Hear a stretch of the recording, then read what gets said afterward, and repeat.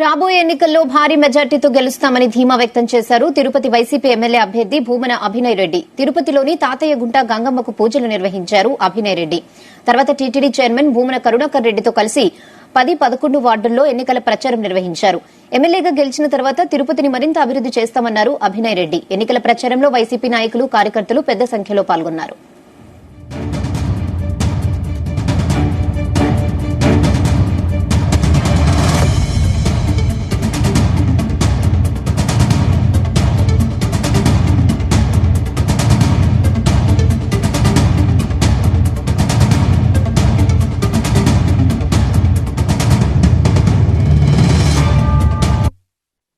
Congress party రోజువారీ ప్రచారాన్ని ప్రారంభించింది.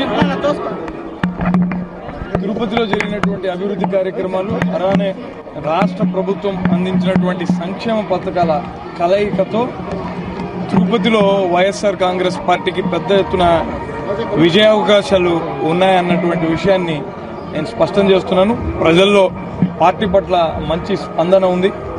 ఇదే రీతిన ప్రచారాన్ని ఎన్నికల వరకు కొనసాగించి ఖచ్చితంగా బలమైనటువంటి మెజారిటీతో గెలుస్తామన్నటువంటి ఆశాభావాన్ని వ్యక్తం చేస్తున్నాను. కాంగ్రెస్ పార్టీ రోజువారీ